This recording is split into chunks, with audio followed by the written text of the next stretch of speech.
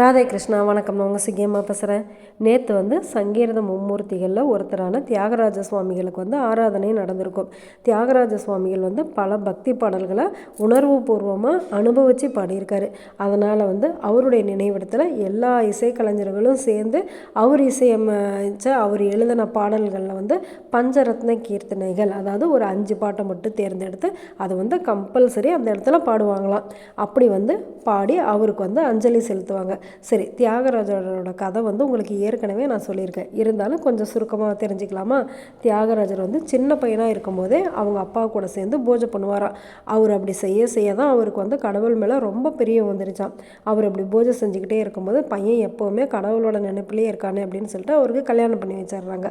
அதுக்கப்புறமேட்டும் அவங்களுடைய மனைவி இறந்த வாட்டியும் சரின்னு சொல்லிட்டு மறுபடியும் இன்னும் அவர் பொண்ணை கல்யாணம் பண்ணி வச்சிடறாங்க. கல்யாணம் பண்ணி வச்ச வாட்டியுமே அவர் அந்த ராமநாமத்திலேயே இருக்காராம். இந்த சமயத்தில் அவங்க அப்பா இறந்துடுறாராம். தம்பி இப்படி பைத்தியக்கார மாதிரி இருக்கானே அப்படின்னு சொல்லிட்டு அவங்க அண்ணன் என்ன பண்ணார், நீ இந்த ராமர் சிலை இருக்கிறதுனால தானே நீ இப்படி பண்ணிகிட்டு இருக்க அப்படின்னு சொல்லிட்டு நீ வீட்டை விட்டு வெளியே போ அப்படின்னு சொல்லிட்டு அந்த ராமர் சிலையும் தூக்கி ஆற்றுல போட்டாராம். இவருக்கு அந்த ராமர் சிலை இல்லாமல் இருக்கவே முடியலையா. அப்புறம் கொஞ்ச நாள் கழித்து அந்த தண்ணியில் போட்ட ராமர் சிலையும் இவர் கைக்கு கிடச்சிருச்சான்.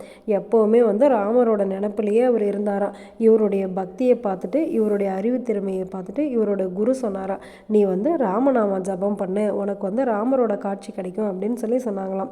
இதில் ஒவ்வொரு இடத்துலையும் ஒவ்வொரு மாதிரி போட்டிருக்காங்க. ஆனால் இதோட கணக்கு என்ன அப்படின்னு சொல்லி தெரியாது. 1 கோடி தடவை ராமநாம ஜபம் பண்ணணும் அப்படின்னாக்கா ராமரோட வில்லில் இருக்க மணி அடிக்குமா. அப்போ உடனே ராமர் நம்மளுக்கு காட்சி கொடுப்பாரு அப்படின்னு சொல்லியிருக்காங்க. இதை கேட்டதுமே நம்மளுடைய தியாகராஜ சுவாமிகளுக்கு ராமரை பார்க்கணும் அப்படின்னு சொல்லி ரொம்ப ஆசை வந்துருச்சான். இந்த கூகுளில் போட்டு பார்த்ததில் அதில் என்ன சொல்லியிருக்காங்கன்னா, ஒரு நாளைக்கு சராசரியாக நம்ம சுவாசிக்கிறது 21,600 முறை அப்படின்னு சொல்லியிருக்காங்க. ஆனால் தியாகராஜ சுவாமிகள் ஒரு நாளைக்கு குறைஞ்சது 1,25,000 முறை நாம ஜபம் செஞ்சுருக்காரு. எப்படி 21 வருஷமாக அப்படின்னா 96 கோடி முறை அவர் ஜபிச்சிருப்பார் அப்படின்னு சொல்லி தோராயமாக ஒரு கணக்கு சொல்கிறாங்க. அவர் எப்படி ஜபிச்சிருந்தாலும் சரி, ஆனால் அவருக்கு ராமர் தரிசனம் கொடுத்துருக்காரு, ராமரோட சீதாதேவி தரிசனம் கொடுத்துருக்காங்க, சீதாதேவியோட அனுமாரும் தரிசனம் கொடுத்துருக்காங்க. அதுக்கப்புறமேட்டு ராமரோட தம்பிகள் எல்லாருமே சேர்ந்து அவருக்கு தரிசனம் கொடுத்துருக்காங்க. இதெல்லாம் நேரில் பார்த்து அவர் அனுபவித்ததுனால தான் அவருடைய கீர்த்தனைகள்லாம் இன்னுமே உயிரோடு இருக்குது அப்படின்னு நம்ம தெரிஞ்சுக்கலாம். அது அனுபவிக்க தான் அவங்களுடைய பக்தியை நம்மளால் உணர முடியும். இதே மாதிரி நாமளும் ராமநாமத்தை ஜபம் பண்ணணும் அப்படின்னாக்கா நம்மளுக்கும் இறைவனுடைய காட்சி கிடைக்கும். இதுக்கு முன்னாலேயுமே கடவுளோடு வாழ்ந்தவரில் நம்ம அகோரமணி அம்மாவை பற்றி பார்த்தோம் தானே. அவங்களும் அப்படி தான் சொல்லியிருக்காங்க. ரொம்ப ஸ்ட்ரிக்டாக சொல்லியிருக்காங்க.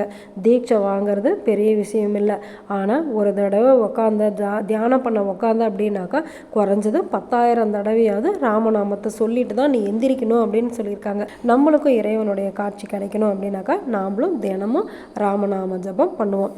ஒரு நாளைக்கு குறைஞ்சது 108 தடவையாவது நம்ம சொன்னோம் அப்படின்னாக்கா நம்மளுடைய மனசும் ராமரை பார்க்கணும், கடவுளை பார்க்கணும் அப்படின்னு சொல்லி ஏக்கம் ஆகும். அதுக்கப்புறமேட்டு நிறையா தடவை சொல்லி நாமளும் கடவுளை நேரில் பார்த்தலாம்.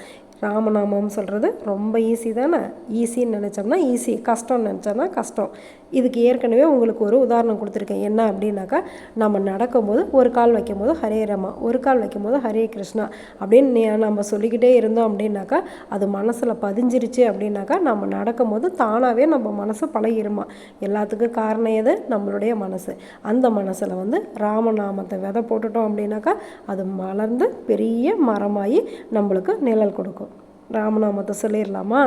ஓகே, பாய். ராதே கிருஷ்ணா.